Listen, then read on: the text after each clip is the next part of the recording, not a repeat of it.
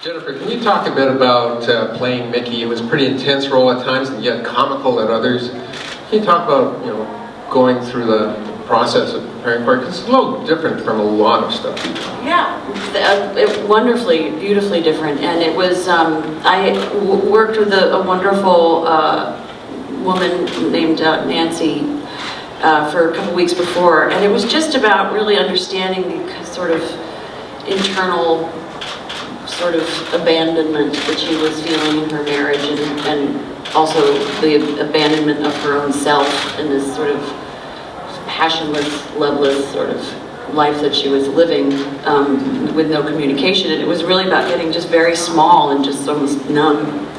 And it was quite lovely. And honestly, I had Dan, who's such a incredible, specific director and knows exactly, I just felt so completely safe, and everything that he would suggest or we would sort of collaborate on, it just was such a harmonious collaboration. I didn't have to do much developing of this screenplay. It was based on one of my favorite books of all time by my favorite writer of all time, Elmore Leonard. And I did a shameless transcription of an extremely good book. I love it, and I think if someone read the book today, they would see, 80% of what ended up on screen.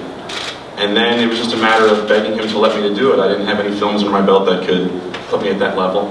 And I sent it to a guy named Michael Siegel, who read Elmore Leonard at the time, and he saw potential in it and potential in me.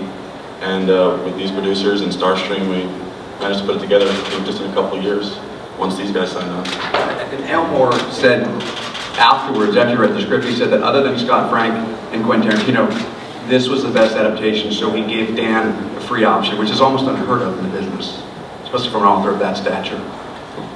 It's Tim Sploit here is just freaking me out because I'm going the same direction, so. Yes, we all go gray. Yes, we do, Tim. And it's a good thing. You look very handsome today. In any case, yeah. So. Shucks. So my real question, my real comment, is to inquire, how do you create kind of an anti-love chemistry on a movie where you have to hate each other's guts? And do you look to the book? Do you look to other movies? Do you look to things in your own life that you might have witnessed? Or do you just play around? Question. Or do you just play around and just go crazy and then give each other a big hug at the end of a scene where you're actually expressing a lot of negative feelings? Would you like to take that one, Jen? Do I have to? I'll just say I try to get in touch with your inner miserable relationship. We've all had that. We've all had that. Just a nice little well to dip into. And then what happens at the end of the scene? Big hugs. Yeah. I mean, you feel terrible for having been so terrible. There's always usually a check-in. You okay? Is that okay? Yeah.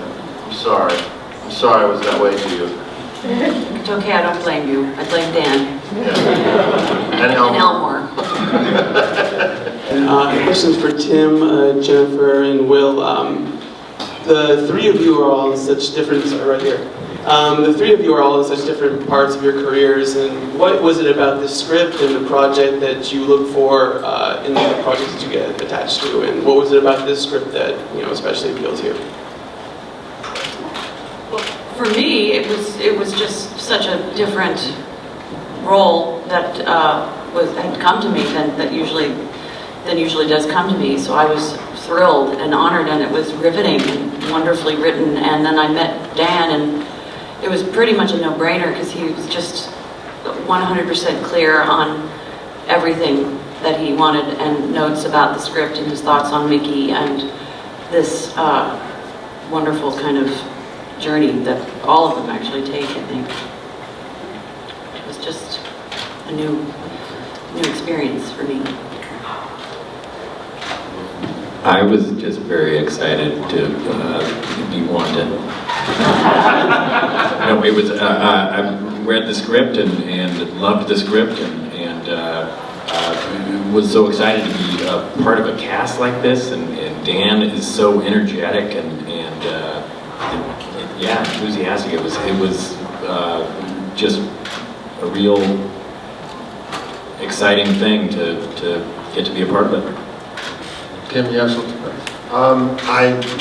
At this stage of my career, I'm more interested in quality stuff. And I don't want to, I'd rather play a part in a really nice project, good script, and director that I really enjoyed meeting and had a good time with. And so it seems like a no-brainer to me too, you know.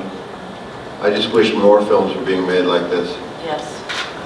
Dan, just to follow up on that, can you talk a bit about the casting and assembling the cast? Who came first and how did you piece things together? Several of our cast members aren't here right now. Yassine Bey, aka Bostaf, was the first person who signed on, which he gets a lot of credit for because no one seems to want to be the first. It's a scary and ballsy thing to do. And then John Hawk signed on second with the help of these guys who got me in the room with phenomenal actors. And I think once we had those two, we looked pretty quality so far. It was like so far so good. We really wanted to make a good adaptation of Leonard's work, and I think I was just proud of that pairing. And then I think Jen signed on after that, and we were off to the races. I just felt so proud of that trio of the film. So, but we had a lot of good casting gods on our side.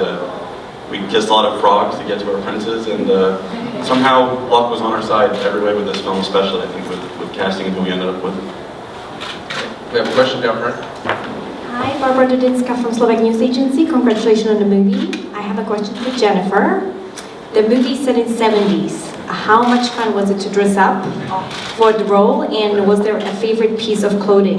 Clothes, maybe? Yes. Thank you. There was a favorite piece. There was a couple favorite items. One really was my sunglasses. I really loved my glasses. Looked good. I tried to slip those into my bag at the end of that shoot. It didn't work. And I loved my little berets. I enjoyed the beret and the ascot. It was pretty fantastic decade for clothes, I thought. Yep. No. A lot of polyester. Tennis shorts. Dennis, you. Tennis shorts and overcoats. Sort of follow up on that, Dan. Talk about the challenges of putting a period piece together like this and digging up stuff from the 70s. And maybe Tim, you want to chime in on this? I think you're a vinyl collector too. Is this kind of we were hoping there'd be a treasure trove of records around there on the set? I looked, there were. There was records in the Bahamas. There's some records there, and also in Wardell's apartment. Yeah. I never was in that. No, it's great stuff. I mean, it eats a lot of your budget to try to make a film feel legitimately period. You can't just go shoot in downtown New York because everything is clearly contemporary.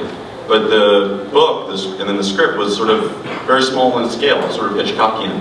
And we were able to keep it concentrated and make everything that we saw hopefully look pretty legitimately 70s. But not to brag, I wasn't even alive in the 70s. So for me, it was like, sorry, listen, I'm sorry, I wasn't. So it was just very interesting to see what things looked like back Your then. whole audience.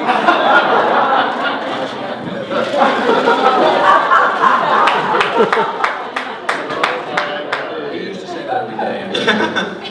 We have a question in the back there. From Canadian Press. I don't know if I can ask because I'm still reeling from that not born in the 70s comment. But my question for you, Daniel, is you said that Elmore Leonard found out that this got the closing spot at the film festival. Can you talk about that in a bit more detail? Who told him, and did you have a conversation with him, and what was his reaction?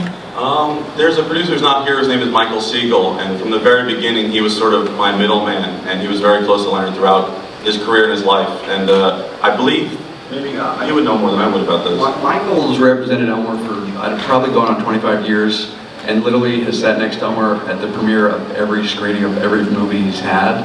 I met Leonard back in the early 90s when I was representing Quentin, and we did Jackie Brown, which was based on Rum Punch.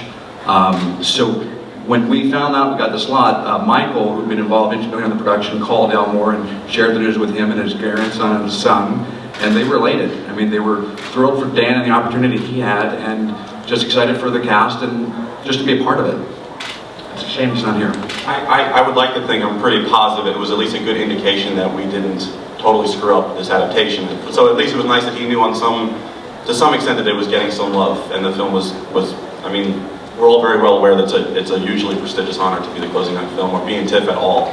So I was proud and touched that he had heard that. One question over here. Hi, Heather Seaman from Rogers TV. Daniel, I know that Elmore Leonard wasn't a fan of a lot of the film adaptations of his works. I'm wondering, how nervous were you going into this project?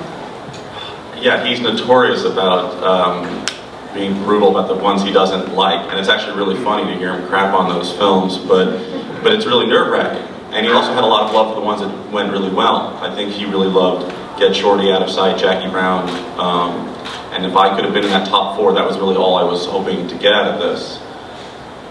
I don't know, I would probably put an enormous amount of pressure on myself for anything I ever make, but it is strange when you're taking someone else's material, there's all that more pressure, I guess. But I think he knew I was taking that pretty seriously, and I was shaking my boots a bit.